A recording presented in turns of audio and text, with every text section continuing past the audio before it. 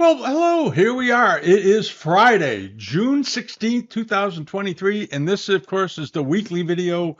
We do these each Friday, talk about what's been going on in the auction market regarding Asian art, Chinese art, Japanese, and so forth. And every week there's a lot to talk about. And if you haven't subscribed yet here, please do.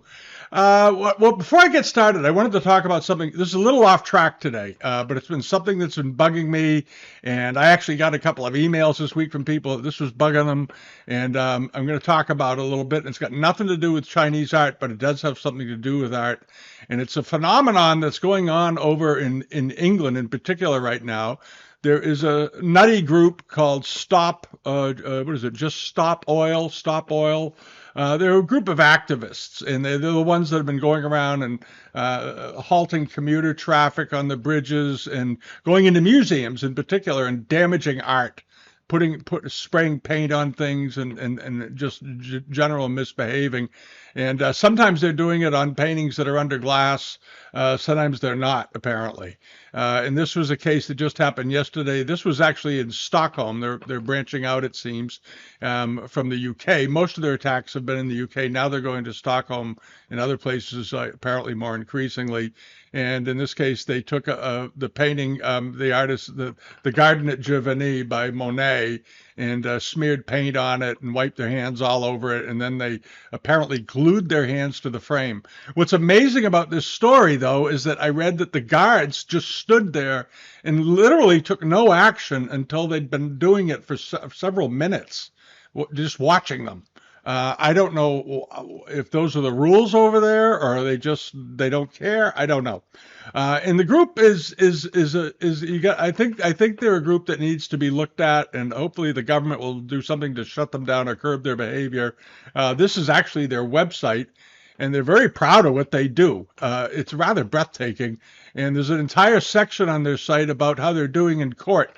This was this was a case where a pair walked free after the judge rejected them taking a custodial sentence. In other words, being locked up. He wouldn't lock them up for what they did. He fined them a few $100 and sent them on their way, which to me just encourages more of this. And then there was this case, some of them climbed up a bridge or something. In this case, they got 3 years in jail. One of them did. One of them got 2.5 years, roughly, and so forth. And they go on Good Morning Britain. Here's one of their activists that was upset because they didn't have her on the show. They had somebody else on. But at any rate, they're doing this all over the place. They're disrupting lives. But more importantly, they don't seem to understand that they're not going to garner any support for their organization other than the borderline kooks out there, the equivalent, I suppose, of European, the branch of like an Antifa or something. They're not gonna garner any support from any people who have any influence. That's for sure. And if they keep going around and damaging art and behaving in this manner, I hope that some severe repercussions will be brought down on their organization. If they did this in the U.S., the FBI would be all over them, and they'd be shut down pretty quickly. But apparently in the U.K., it's all right. And if any of you are in the U.K., tell us why it is why this organization has been shut down as a terrorist organization, because that's basically what they are.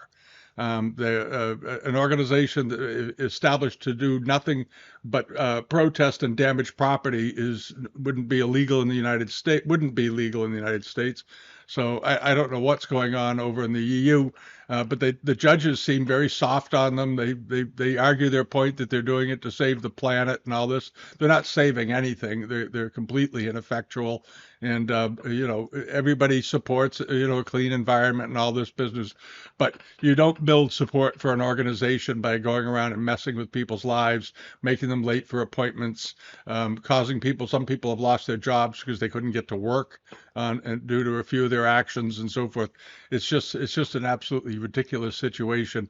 But this thing on the Monet yesterday really bugged me because it's a completely senseless, pointless, imbecilic thing to do. And this group is just a disgrace. That's all I'm going to say. I normally don't get into these things, but I was watching this and looking at this fabulous painting and knowing a bit about Monet, as many of us do, and the life he led and the work he did and his contributions to society by far exceed anything this nutty group is ever going to do. And here we are. The world has gone crazy. That's all I can say. The world's gone crazy. But back to our regular stuff. That's my little editorial for the day. It was a pretty good week last week. A lot was happening. The bottom sale finished up, and they did quite well on a few things. They had some things that didn't sell, but overall, I think they should be pretty happy with it. And the other thing that was added to the global pages this week is we added it last week actually, the Rob Michaels sale, which came up, is going to run from June 28th to June 30th. And as always, he's got a good array of things. Nice Chinese porcelain, good Japanese stuff, some nice bronzes and so forth. And we'll try to get a video out on this next week or so and go over some of the lots because it looks like a nice auction and all that good stuff. The other thing I wanted to mention was that Bonham's just posted another sale. It's on the global pages now. But you can check it out. It's in 11 days over in the UK. Chinese works of art. But this is a nice sale because it's one of these auctions I like because it's not all the top most expensive high volume things. It's things that the average person, the average collector has a chance of acquiring. They do a good job in general over in the UK with their sales. The only gripe I have with Bonham's is currently their lack of photographs. And this is something I complain about a lot, I know, but if you're going to sell online, don't leave all these empty spaces over here where you could be providing information to your buyers. You've got the thing in the photo tent, take the pictures and upload them because you know you're going to end up having to take them eventually on the fly during previews. People are going to be calling in saying, I want to see the bottom of it, I want to see the top of it. If you run auctions, include many pictures. You'll save yourself a lot of work as you come up to auction time. But anyway, in this one, they have this. This is a nice little Kangxi lobed floral vase.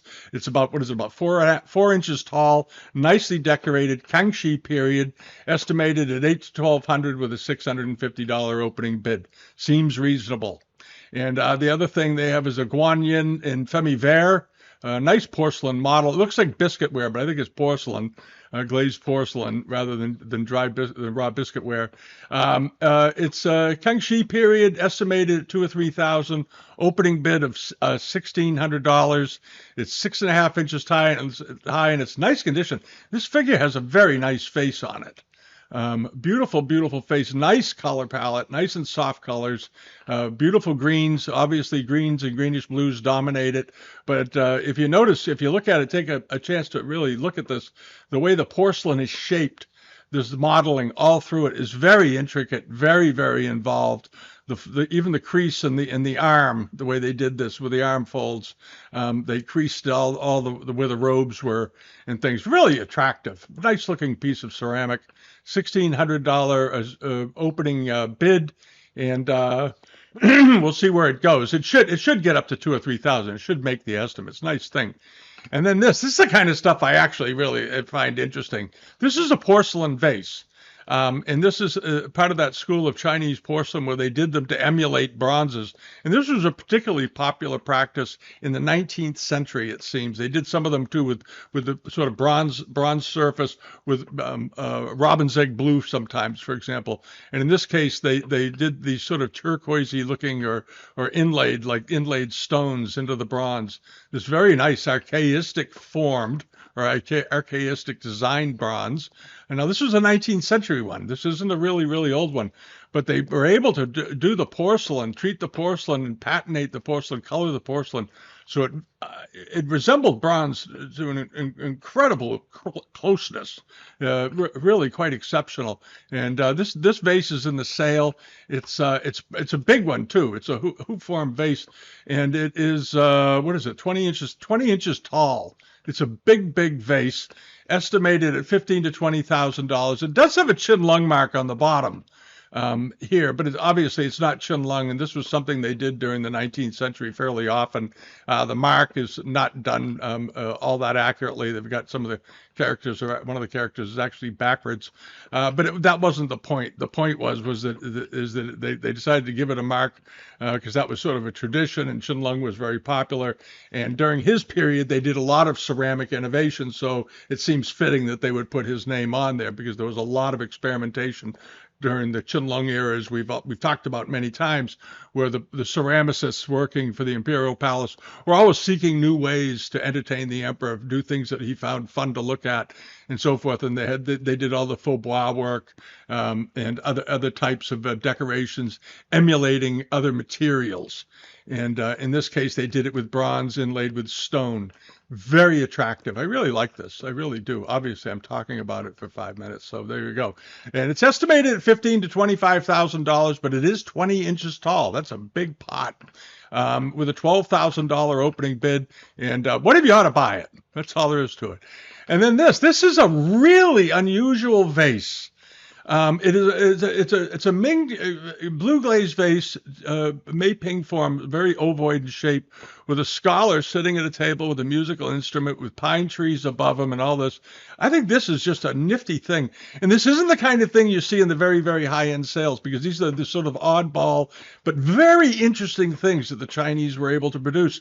And interestingly, a lot of these very unusual sort of one-off types or things you don't see very often, they don't have a big market because there haven't been enough of them around to generate sort of a price model for them or what they're really worth. So they just put them up and they put an estimate on them of $1,000 or $2,000 and see what happens.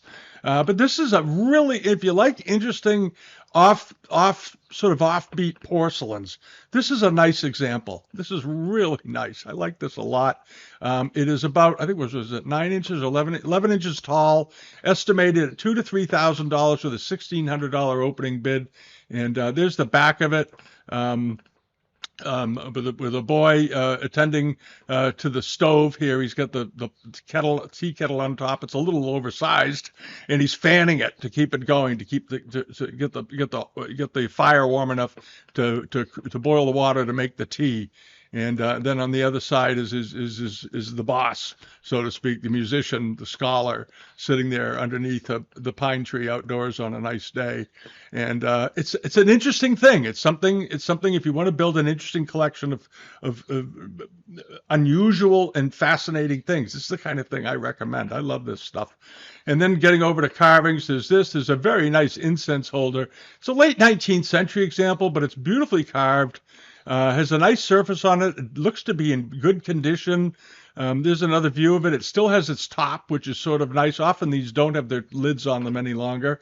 And the estimate on it's pretty reasonable. The estimate is $1,000 to $1,500 with an $800 opening bid. Not bad at all. And it measures just a hair under 8 inches tall, 7 7/8 inches tall. And then this, if you like bamboo. I love bamboo carvings. As a lot of you know, I talk about wood carvings a lot because I find them fascinating. I think they're undervalued, and I think it's a great category of collecting just because they created such interesting and unusual forms. And here you have a couple of bamboo figures, small boys sitting on top of a really nice stand. Beautiful patina. And there's it's He Zhuran, Shushin group, Qing Dynasty. It's probably an early 19th century carving. It's 3.5 inches tall, estimated at $1,500 to $2,500. But really nice looking thing. And this might go for under 2,000. It might go for 14 or 1,500, which I think would be a perfectly reasonable buy. This is very, very nice. It looks like it's in wonderful condition, and the patina is undisturbed on it from what I can see. I don't see any place where it looks like anybody's ever touched it, other than maybe just dusted off.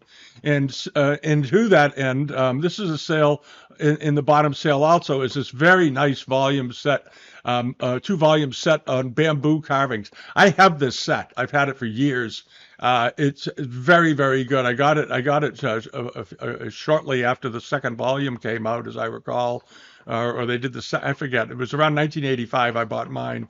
And this is today they've gotten very expensive. The estimate's $1,500 to $2,500 for the set now, with an opening bid of $1,200.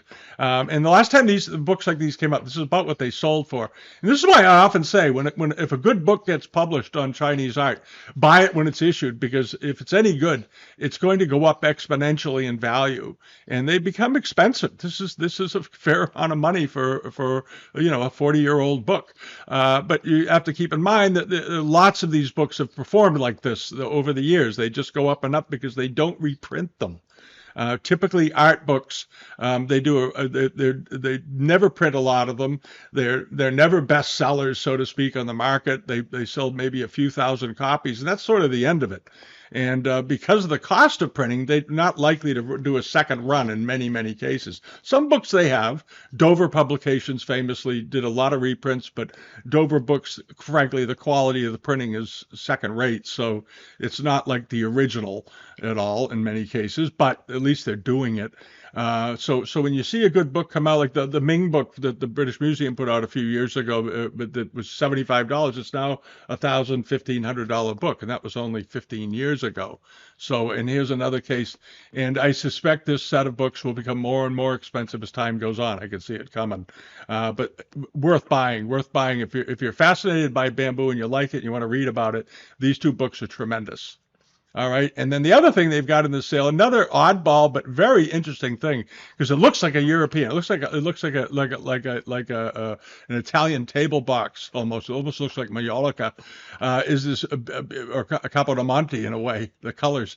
It's Chinese enamel export of European figures on this box, and the exterior, of course, looks very Chinese around the sides, and the top of it is a European figural setting, meticulously painted and done on this very nice bronze box.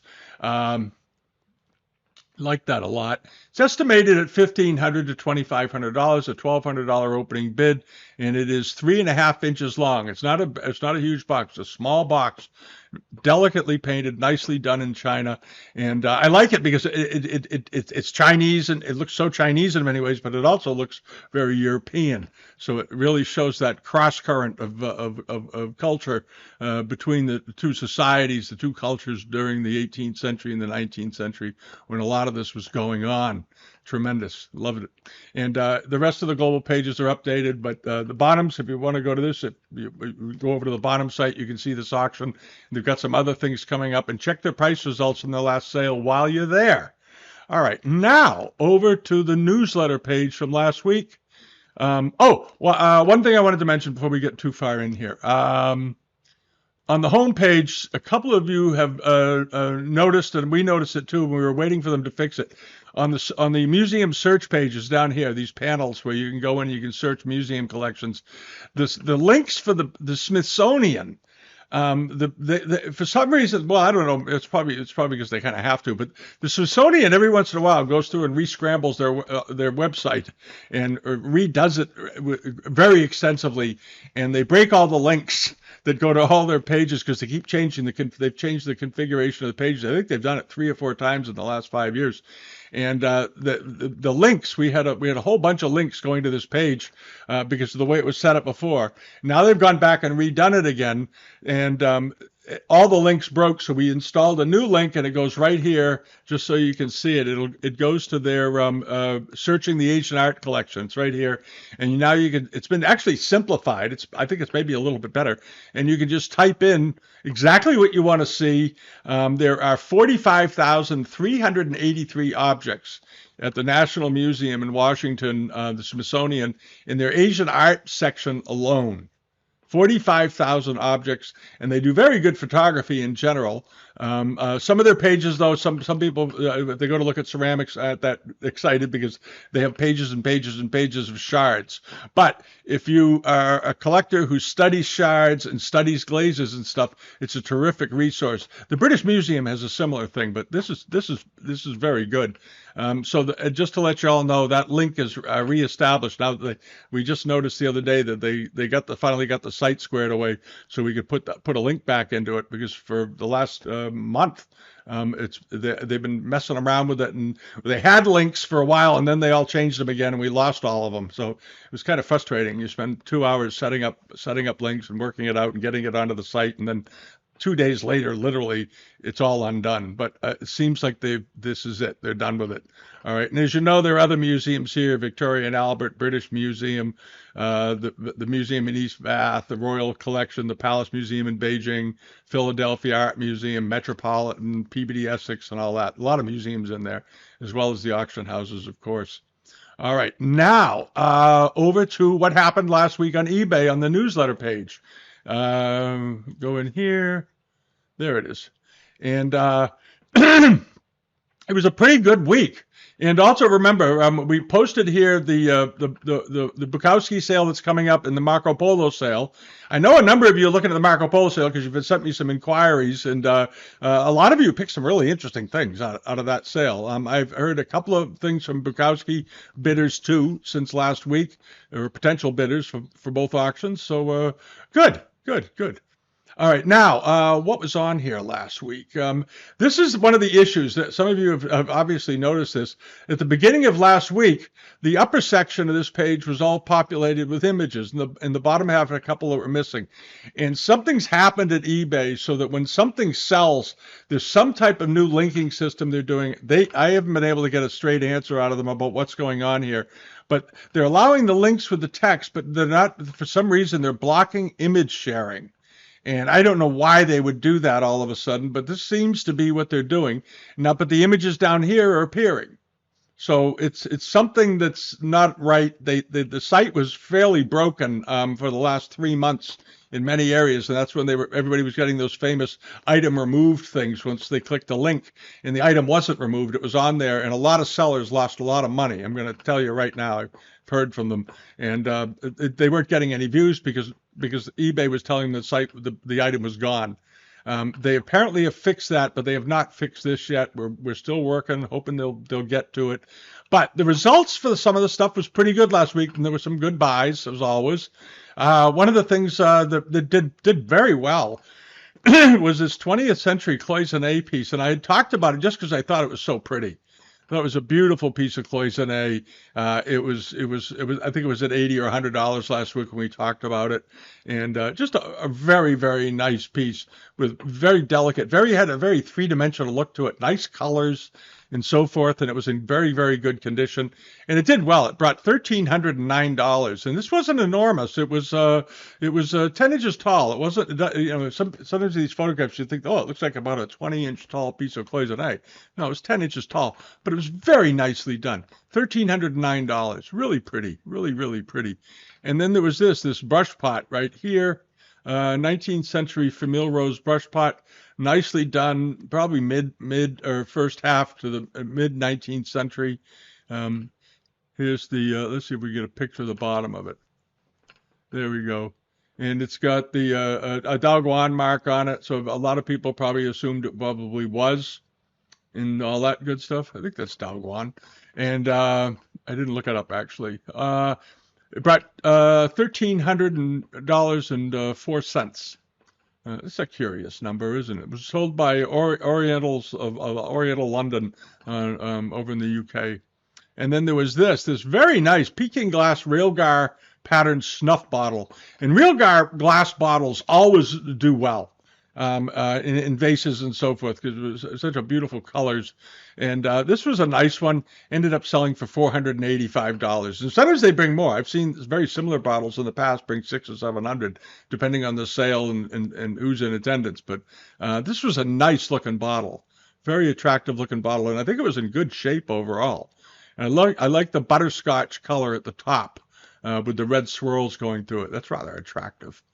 All right, now over here to this, the Cafe au lait Kengshi to Qinlong period dish that had the hairline in it. We talked about it last week. We actually mentioned it the first week it went up. This was from the Shangri-La guys, Antiques, Ceramics, and Collectibles. And keep in mind, if you want to see their website, somebody asked me this week, do they have a website? Yeah, it's under Shangri-La Asian Art or Chinese Art over in the Netherlands, and they have a lot of stuff online. I don't know if they have everything in their inventory on eBay or not. I suspect they have things that are on their site only. I'm not sure though, but they have a huge inventory, and it's worth looking at. And this is that beautiful, very, very softly colored cafe plate, 18th century, obviously. Nice. It had a couple of condition issues. It had a couple of hairlines in it. Still did very well. Brought $721. And the interior of it was basically plain, but it had a very nice back. Beautifully done. Elegant. And then this was something that came from Joni's up in Canada. I think it was a steal. This went way under the money, I think. It's a Ming turquoise glazed biscuit figure of a woman. Nice looking piece of pottery, and it was pretty good size. Get down to the bottom. They always put their dimensions at the bottom of this thing. 11 inches in height. Ming, probably 16th century, and somebody picked it up for $358. I think that was a good thing to buy. That seems really cheap. I kind of thought that would bring $600 or $800 anyway, and it went for just $358. So that's sort of a bargain of the week. And then the tray, the Republic period. Whoops, hold on a second. There it is. The Republic period tray that we talked about at the end of last week's video. I just liked it because it was a nicely shaped, good, about 11 inches long, as I recall. Little bit of a sort of gentle orange peel on the surface, some little calligraphy, and these nicely painted butterflies in flight, fluttering around flowers, so forth. It was in overall good condition. Initially, when I saw the way the handle was done, it looked to me optically like it had maybe been repaired or something, and it wasn't. I looked at it closer. There was no repairs to these. It was perfectly fine. Nice looking tray, very nice looking, and it went, I think, reasonable. I think it was a very fair price. They have it dated sort of tentatively to the Xuandong period, around 1900 to 1910. I think it was probably done a little after the 19. I think it was done after 1910. I think more likely around in the 20s, but because of the color, the pigment used, the color tones on the butterflies don't look like late Qing to me. But anyway, it went for $404, which was perfectly reasonable buy. It wasn't hugely expensive. It wasn't overpriced at all. A thing like this is sort of a wild card item because there aren't many of them around. You don't see them often. I actually had an inquiry on this, and he said he spent an afternoon trying to find a similar one with the similar colors, and he couldn't find it. So as a result, the prices don't go crazy, but somebody with a good eye bought it. I think this was a very reasonable purchase for $404. And then the silver continues to do very well. Let's pull this down. Here you go. You get this Yuan Wu Dragon Bowl. Very, very nice. This was being sold by Silver Kellogg's. They've been suddenly appearing with Chinese things increasingly. They're over in Ashford in the UK. Nice looking bowl, beautiful groundwork, nice stippling down there. Fabulous looking dragon head, very, very finely detailed. And it went for $1,147 US, or about 900 pounds. Very nice though. And they had a number of things up. And then we have the Honmali box, nice table box, was in very, very good condition, nice colors and so forth. The brass was all intact, nice and tight, sold for $4,873. Very attractive, nice looking thing. And then there was this. This was something from Joni's up in Canada again.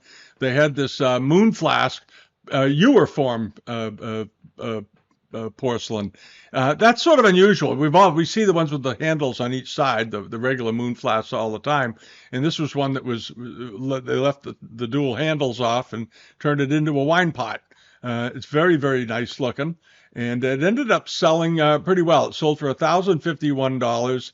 And I think it was around 10 inches tall or so, 10 and a half inches tall. So it wasn't small. It wasn't 5 or 6 inches tall like a regular teapot. This was a big pot, big ewer. And nicely decorated, 19th century. It looked fine. It looked absolutely fine. and it did well, but it could have brought more because the double handled regular moon flask exactly like this. They just put two handles on the sides. Those sell usually for around this price too. But getting one that's in a ewer form is a lot rarer, a lot more unusual. So that makes it probably a particularly good buy. But the thing is, if you go looking for an 11-inch tall ewer in this pattern, you're going to look around for it before you find it because they didn't make that many of them.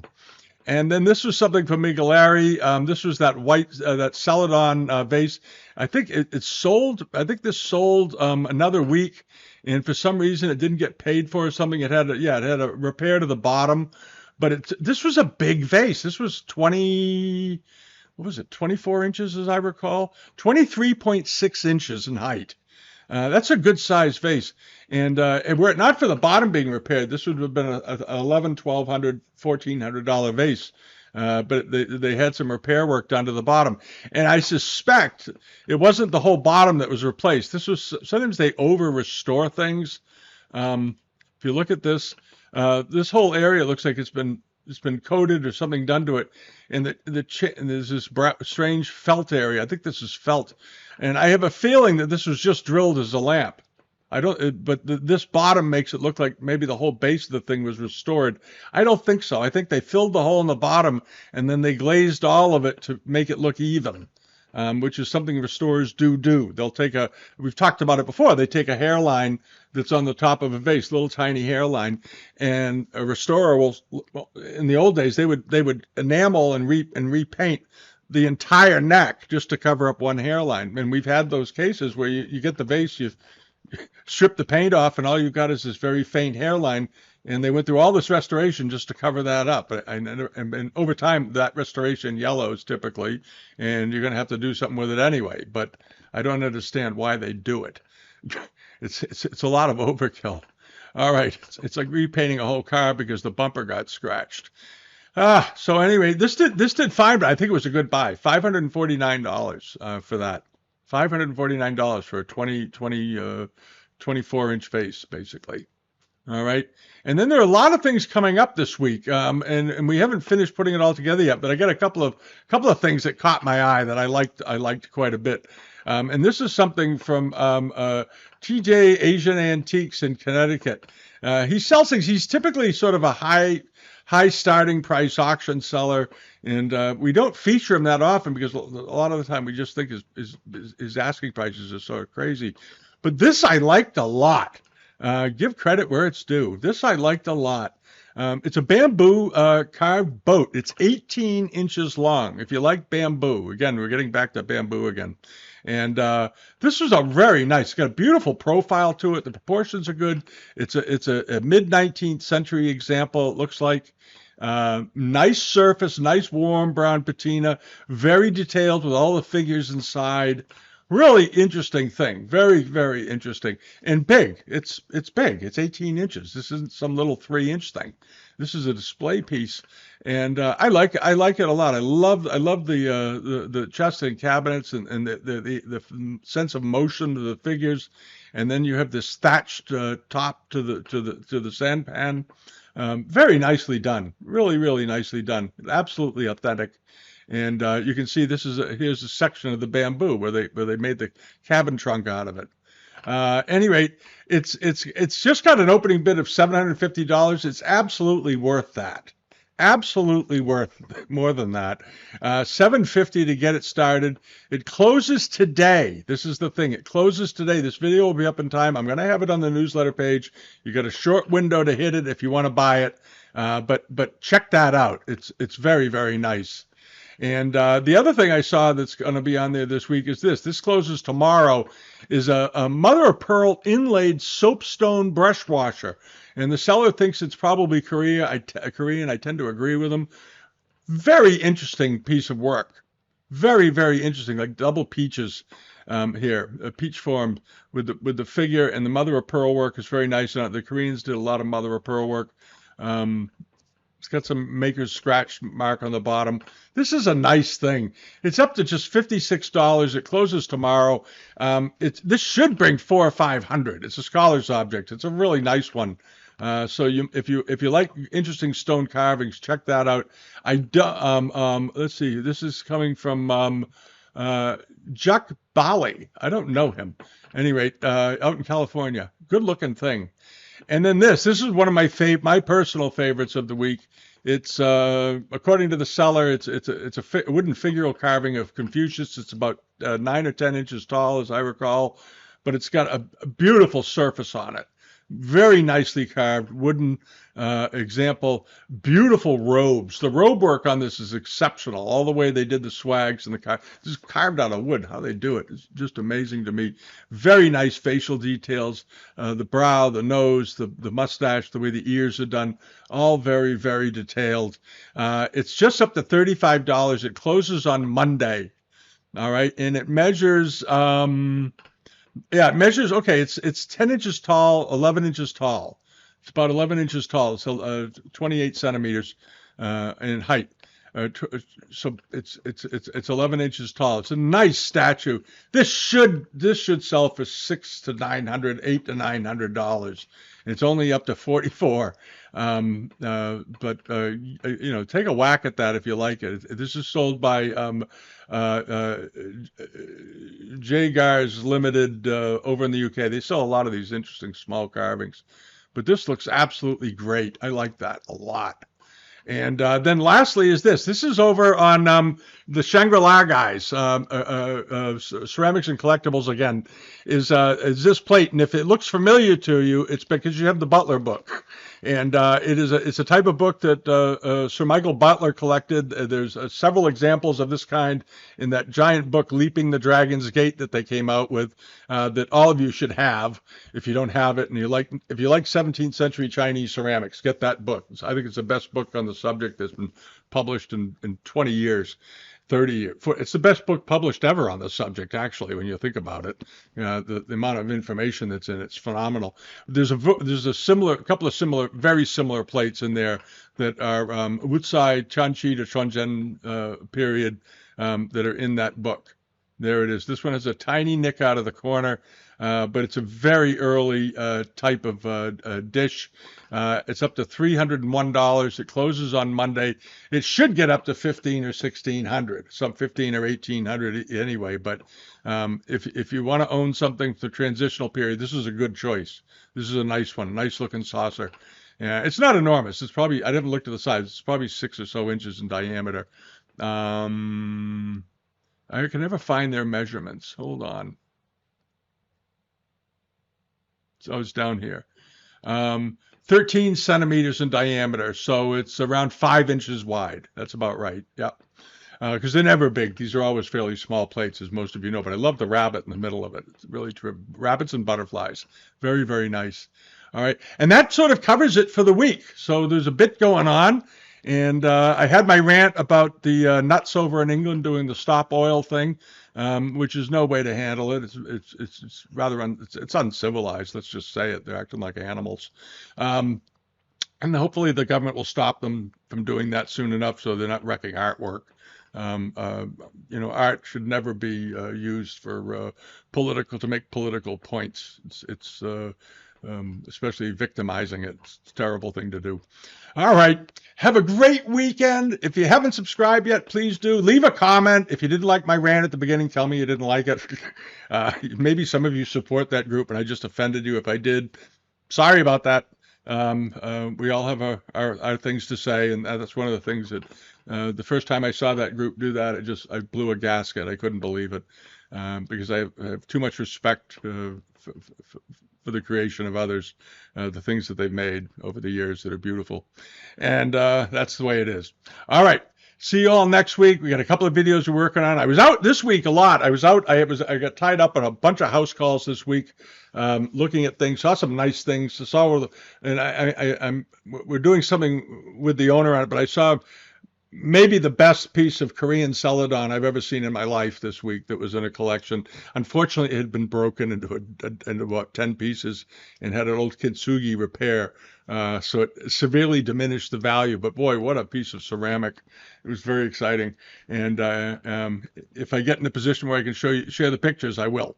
But I can't right now because it's being handled in an estate, and I'm helping them with that. All right. Have a good week, good weekend. Enjoy the spring, and see you all soon. All right. Bye bye.